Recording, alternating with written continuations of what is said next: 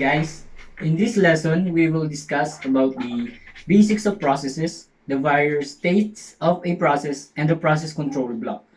But first, let me introduce you to the operating system processes and how they differ from a program. So, what do you mean by a process?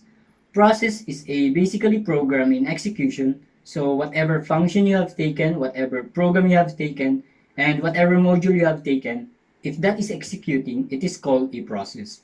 So, a process can be defined as a program in execution, an instance of running program. So, a running program is called a process, or else the process is the entity that can be assigned to and execute on a processor.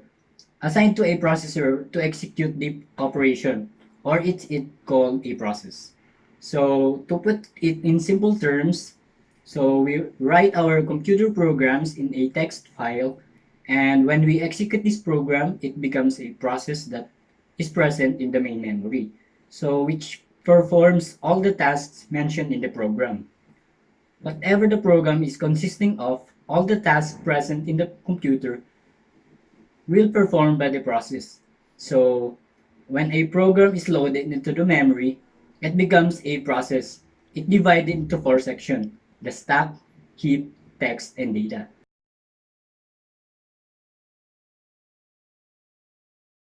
So the process stack contains the temporary data such as function, parameters, return address, and local variables.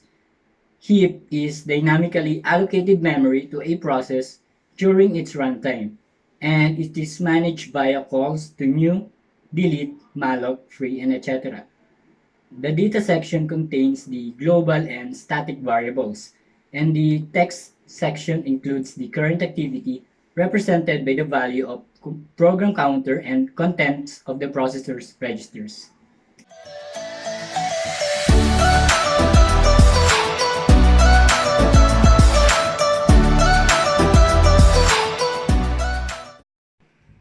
Now that we've discussed what a process is, we're going to discuss when a process is being executed. It goes through 5 different states, in which these states together is called a process life cycle.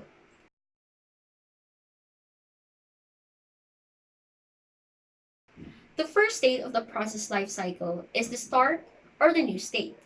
This is the initial state and where the process is being created. After the start state, the process is going to be admitted or passed on to the ready state. During this state, the process is waiting to be assigned to a processor. The process may come from the start state or be interrupted by the scheduler to assign CPU to some other process. The third state is called the running state. Once the process has been assigned to a processor by the OS scheduler, the processor executes its instructions. It goes to a waiting state whenever the process requests access from the I/O, or need input from the user, or needs access to the critical region. The process continues to wait in the main memory and does require CPU. Once complete, it goes back to the ready state and waits to be assigned to a processor. Going back to the running state, if the process finishes its execution, it then goes to the terminated state, which is also the last and final state of the process.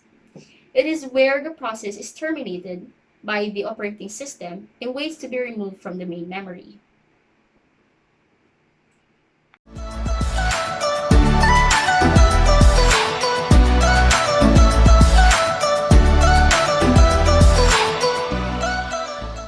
Process control block. It is also called task controlling block, entry of the process table, task track, or switch frame. It is also a manifestation of a process in an operating system. It is also a data structure.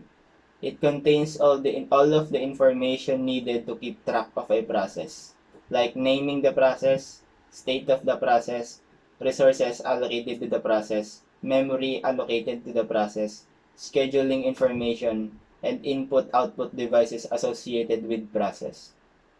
Each process has its own process control block rules. It can also access or be modified by most operating system utilities, including those which are involved with memory, scheduling, and input or output resource access. A set of PCBs or process control blocks can give information of the current state of the operating system. The components of a process control block include 1. Process ID, 2. Process state, 3. Program counter, 4.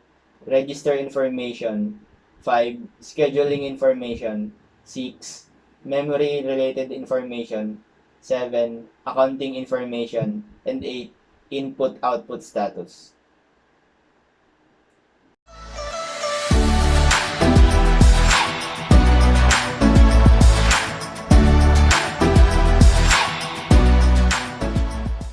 Now that we know what a process control block is, let us now discuss what consists of a process control block.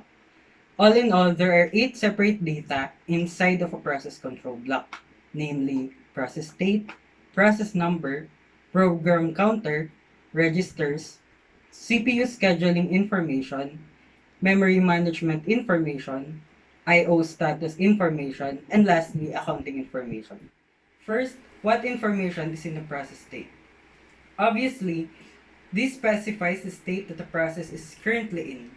So, for example, it is in the new state, ready state, running state, waiting state, or terminated state, as discussed previously in the lesson.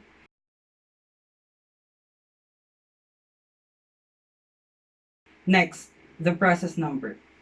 This shows the number of the particular process. For every process, there is a unique process number. This is also called as process ID.